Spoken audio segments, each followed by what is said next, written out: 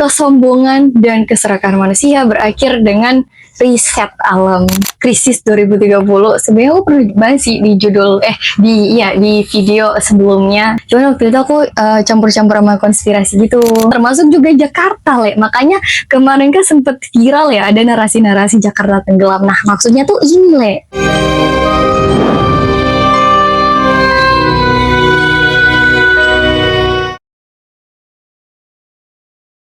Here we go. Assalamualaikum, ketemu lagi dengan aku Sarah Ladiu, pencerita yang nemenin kamu dimanapun kalian berada.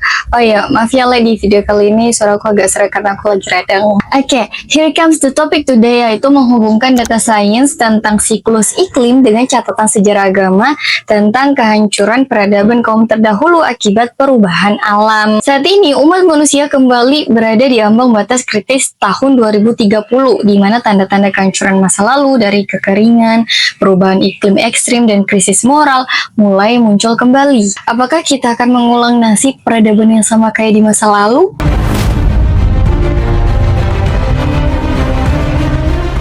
Lebih dari 4.000 tahun sebelum tahun Masehi, setelah bencana banjir Nabi Nuh, sebuah bangsa baru muncul di semenanjung Arab. Mereka adalah orang-orang Ad yang dalam Al-Quran disebut sebagai salah satu peradaban paling kuat dan menakjubkan secara fisik yang pernah diketahui. Menurut Al-Quran, suku ini tak tertandingi dalam kekuatan, kekayaan, dan keindahan. Mereka memiliki tubuh yang tinggi, cakep-cakep, tinggal di tanah yang luas, dan hidup dalam gaya super mewah. Allah sampai kasih gambaran dalam Al-Quran tentang kaum ini. Nah, singkat cerita, penyembahan berhala pertama di dunia setelah banjir bah di zaman Nabi Nuh itu dilakuin sama kaum ini.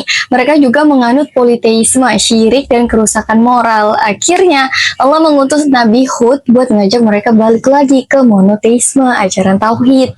Tapi karena mereka menolak, akhirnya Allah turunin azab. Malaikat awan diperintahin jangan mengeluarkan hujan. Malaikat yang jaga mata air, malaikat yang jaga mata air diperintahin keringin sungai, air terjun, dan sumur. Akibatnya orang-orang Ad pun jatuh dan hidup dalam kelaparan parah yang berlangsung selama 3 tahun berturut-turut. Pada masa itu, walaupun suku-suku ini kafir, mereka sebenarnya mengakui kalau konsep kekuatan tertinggi yang ngatur alam semesta itu ada. Makanya karena kejadian kekeringan itu, mereka mengutus 70 kepala suku Ad buat berangkat ke Mekah. Tujuannya ya berdoa di sana biar siksaan kekeringan ini cepat selesai. Nah, di Mekah, 70 kepala suku ini selama sebulan penuh terus-menerus berdoa biar hujan turun. Dan sebagai jawabannya, Allah akhirnya kirimin 3 awan, ada yang putih, hitam, merah. Mereka disuruh pilihlah salah satu dari awan ini. Nah, pemimpin mereka langsung melihat ke awan hitam dan milih itu karena dia mikirnya awan hitam kan kayak awan yang mau nurunin hujan. Tapi tiba-tiba muncul suara dari langit yang ngomong, kamu baru aja memilih kehancuranmu sendiri. Di tanah Ad, awan hitam tadi udah kelihatan. Kaum Ad yang ngeliat itu malah seneng. Mereka berpesta pora, pukul drum, main seruling, nari-nari. Pokoknya seneng banget, dikira mau hujan turun. Di momen itu Allah langsung perintahin Nabi Hud buat bawa orang-orang yang beriman bersamanya bersembunyi ke dalam gua dekat kota. Besoknya, tiba-tiba tornado dahsyat datang menghantam kota Iram, kota tempat si penduduk Ad ini, selama 7 malam 8 hari non-stop sampai kaum Ad musnah. Mayat-mayatnya kegeletak kayak batang-batang pohon gitu. Di dalam Al-Quran dijelasin gitu. Di masa modern ini, wilayah yang pernah menjadi peradaban di masa purba itu berubah menjadi kawasan kosong atau namanya itu Rub al-Khali, gurun berpasir terbesar di dunia. Aku nemu ada jurnal berjudul Human Occupation of the Arabian Empty Quarter during MIS 5 Evidence from Musdafan Al-Buhairah, Saudi Arabia. Ini sebenarnya valid ya, sangat-sangat kredibel. Para pakar yang meneliti di wilayah Mundafan Al-Buhairah, wilayah tepi barat daya dari gurun Rub al-Khali, mereka menemukan kalau gurun yang gersang ini dulunya adalah wilayah subur yang mengalami perubahan iklim drastis. Bukti arkeologi kayak fosil fitolit, moluska, dan ostrakoda atau alat-alat batu yang ditemuin para peneliti diperkirakan berusia sekitar 100.000 tahun sampai 80.000 tahun yang lalu. Berarti dari ratusan ribu tahun yang lalu sampai ke masa Nabi Hud, daerah gurun pasir ini adalah lingkungan sabana yang banyak danau dan rawa-rawa kayak Kalimantan gitu loh. Tapi karena kaum Ad ini sombong, gak mau balik ke ajaran monoteistik, akhirnya kena azab. Bahkan tanah yang subur hijau kayak Kalimantan gitu sekarang berubah jadi gurun pasir terbesar di dunia tanpa tanda-tanda kehidupan lagi. Bener-bener dilenyapin.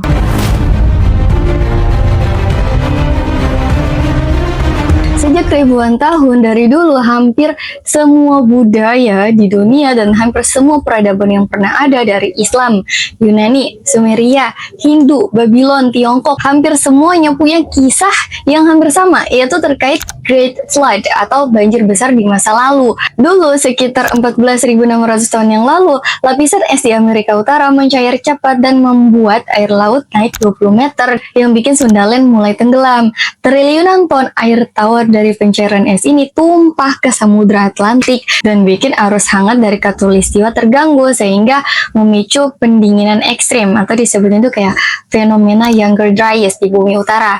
Selama masa beku ini, kenaikan laut sempat melambat. Namun setelah periode dingin ini berakhir di sekitar 11.700 tahun yang lalu, suhu melonjak kembali. Gelombang pencairan es selanjutnya pun datang dan akhirnya menenggelamkan sisa daratan Sundaland hingga menjadi kepulauan Indonesia kayak sekarang. Kan dulunya Kalimantan, Sumatera, Jawa itu kan nyatu sama benua Asia. Gara-gara peristiwa itu jadi kepisah-pisah. Skip.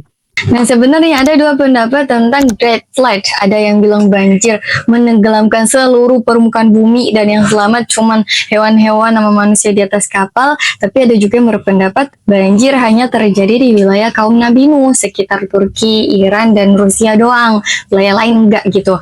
Nah, kalau dari ajaran agama dan budaya, hampir semua peradaban punya cerita banjir besar. Dan kalau dari sains, ada bukti fisik bahwa pernah terjadi anomali iklim pasca zaman es yang menenggelamkan daratan luas. Logikanya secara fisika ya, kalau ada kenaikan air yang besar pasti kejadiannya di wilayah tertentu dulu baru udah pelan-pelan menyebar ke tempat lain.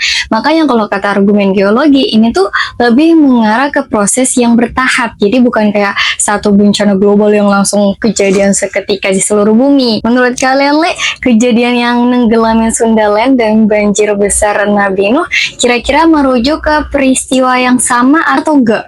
Kalau dari aku sih entahlah ya, tapi apapun jawabannya, inti pesannya sih kesombongan dan keserakahan manusia berakhir dengan riset alam. Makanya kalau di Islam itu disebutnya sunatullah, hukum alam atau ketetapan Allah. Bahkan sekelas Profesor Jiang yang sering buat prediksi eskatologi itu di Predictive History, dia kan sering bikin prediksi eskatologi akhir zaman. Dia masih ngomong gitu tentang kemungkinan hukum alam yang di luar rencana manusia.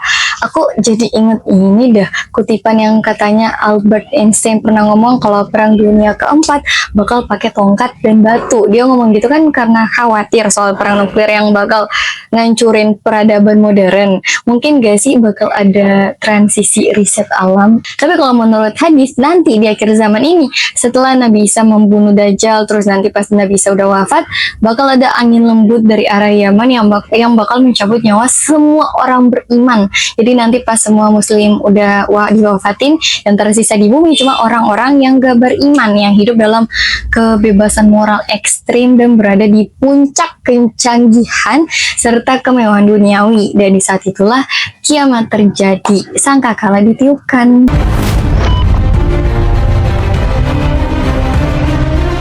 Kalian pernah gak sih dengar soal visi misi negara di tahun 2030 atau krisis 2030? Sebenarnya aku pernah bahas sih di judul di video sebelumnya. Cuman waktu itu aku campur-campur sama konspirasi gitu. Nah, ini lumayan berat tapi semoga kalian tetap paham. Jadi, visi negara-negara untuk tahun 2030 kayak Bridge itu yang ada 11 negara sebenarnya adalah gerakan penyelamatan diri massal karena sadar sistem yang lama ini lagi diambang krisis besar. Bahkan udah ngomong 2030 adalah ambang batas kritisnya. Dulu tahun 2015 hampir semua negara di dunia, 195 negara kumpul di Paris di COP21 sepakat bikin target ambisius untuk menahan kenaikan suhu bumi supaya tetap jauh di bawah 2 derajat Celcius dan kalau bisanya sampai 1,5 derajat Celcius. Cuma 2021 kemarin Sekretaris Jenderal PBB Antonio Guterres mengatakan kalau dunia kemungkinan besar akan melewati batas 1,5 derajat Celcius ini. Berarti misal nih batas amannya kan 1,5 derajat Celcius. Prediksinya awal tahun 2030 1,5 ini akan naik terus tuh, kayak naik 0,1 dari 1,5 dan seterusnya. Kalau begitu terus dampaknya es di Arktik Kutub Utara kan itu di atas air ya. Kalau mencair dampaknya ke pemanasan global. Aku dari kemarin kayak ngomongnya global.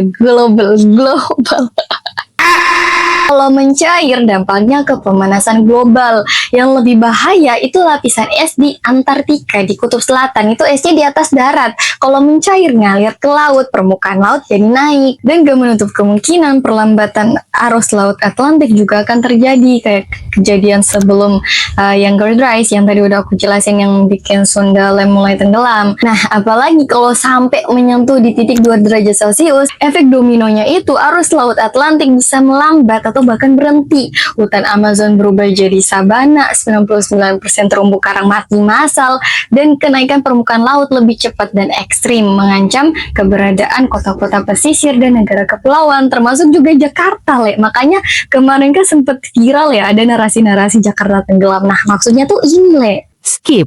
Belakangan tahun ke belakang, PBB sebenarnya udah bikin target-target bagus. Ada SDGs 2030, NDCs, Early Warning Systems. Tapi masalahnya, dari 169 target.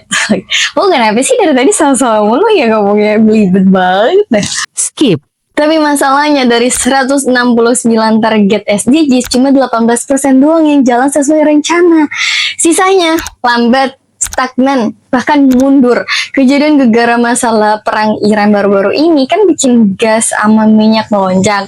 Alhasil banyak negara yang balik lagi ke batu bara. Batu bara ini kan bahan bakar fosil paling kotor. Emisinya jauh lebih tinggi dari gas alam nama minyak. Hal ini bikin pemanasan global lebih cepat. Makanya perjanjian Paris SDGs 2030 kemarin mengharuskan negara-negara untuk menghentikan batu bara secara bertahap. Gak langsung berhenti, tapi bertahap gitu. Tapi yang terjadi sekarang, karena perang Iran dan krisis energi, banyak negara balik lagi pakai batu bara. Ini yang membuat target-target iklim makin tidak tercapai. Contoh, kemarin tuh Italia katanya stop batu bara 2025. Tapi sekarang, gara-gara perang Iran, dimundurin 13 tahun, jadi 2038, Terus juga di Indonesia punya target pensiunan PLTU batu bara 6,7 gigawatt pada 2030. Tapi pendanaan iklimnya macet. Tadinya kan ada kesepakatan GETP, Just Energy Transition Partnership. Rencananya itu Indonesia bakal dapat suntikan dana gede dari negara-negara maju buat menutup pabrik-pabrik batu bara paling lambat tahun 2030. Tapi Maret 2025 kemarin, Amerika yang tadinya udah janji kasih modal 2 miliar dolar, sekarang malah mundur. Nah, dari semua kegagalan target dan mundurnya komitmen ini muncul pertanyaan yang lebih besar. Kalau manusia sibuk dengan urusannya sendiri dan gagal bertindak, apa yang sedang dilakukan alam? Apakah alam akan mulai menunjukkan tanda-tanda bahwa ia akan segera mereset semuanya, kayak yang dulu terjadi pada kaum Ad dan banjir di masa Nabi Nuh?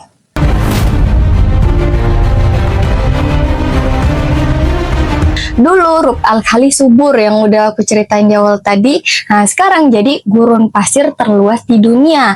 Di akhir zaman nanti siklus ini balik lagi ke kondisi awal, kayak hadits Nabi yang mengatakan hari kiamat tidak berlaku sehingga tanah Arab menjadi subur, makmur kembali dengan padang-padang rumput dan sungai-sungai. Hadis riwayat Muslim. Dan ini emang bener. Para ilmuwan nemuin kalau tiap 21.000 tahun sekali terjadi fenomena African Humid Period. Singkatnya, fenomena itu yang bikin akhirnya hujan turun deras di wilayah Gurun Sahara dan Arab sehingga berubah jadi padang rumput hijau yang penuh air. Terus ada lagi tuh, dulu pas 7.000 tahun yang lalu suhu musim panas tuh bisa tembus 3-5 derajat Celcius yang nyebabin Greenland mencair, bener-bener bebas es. Dan kata peneliti, suhu itu juga bakal terjadi di zaman sekarang. Diprediksinya sekitar tahun 2000. Buset, umur berapa tuh rata-rata usia Nabi Muhammad aja 60-70 tahun. Skip. Nah, sebagai penutup, kaum Ad dulu punya istana megah dan punya alat-alat canggih pada masanya. Kita sekarang punya gedung pencakar langit dan AI. Tapi pertanyaannya, kalau dulu mereka binasa karena kesombongan, apa jaminan kita nggak akan mengalami hal yang sama?